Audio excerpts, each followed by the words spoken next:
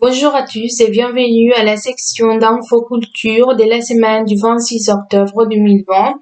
On parlera sur les nouvelles de la culture française qu'on peut trouver sur les différents journaux. Sur la section du cinéma, à Cannes, le cinéma n'est pas morte. Pierre Lescure, qui est le président du festival, a décidé de célébrer sa 73e édition parce qu'il pense que c'est très important de les célébrer pour l'économie de cette ville et pour les habitantes. Vous avez travaillé avec des détenus? Si, un petit peu. Mais c'était des jeunes en difficulté qui avaient fait des conneries. Ah d'accord. C'est pas pareil. Je t'ai dit, je pouvais. Alors là, je m'appelle Étienne, je suis comédien. On va faire des sketchs, nous, monsieur. Puis, sur la section des arts et des spectacles, on présente les land art pour éveiller les consciences. Cet artiste, Seip, qui est franco-suisse, a décidé de peindre des œuvres avec ces tendances de l'art contemporain qui utilisent les cadres et les matériaux de la nature, c'est-à-dire il veut montrer qu'avec les matériaux et les instruments qui sont respectueux avec la nature, on peut peindre aussi. Il faut prendre un peu de hauteur pour admirer et comprendre le message. Seip, de son vrai nom Guillaume Legros, est un artiste franco-suisse. Depuis un peu plus d'1 an, il franchit.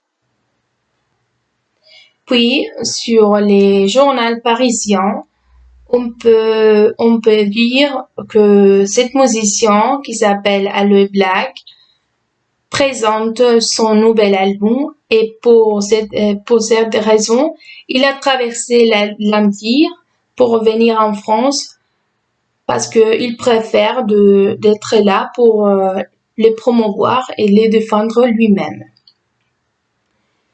Après, il parle sur l'amour qui est un thème très important aujourd'hui parce que on est dans une situation où on a besoin de l'amour et de l'espoir pour sortir de cette situation.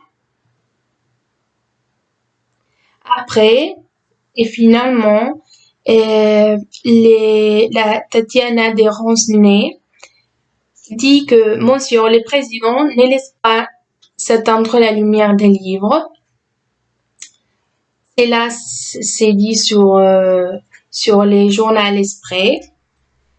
Et Tatiana veut avec cela montrer qu'on doit donner de l'importance aux livres et que la meilleure manière, c'est par exemple, les click and collect, qui est une manière dont les personnes peuvent commander sur les sites internet et venir chercher les ouvrages.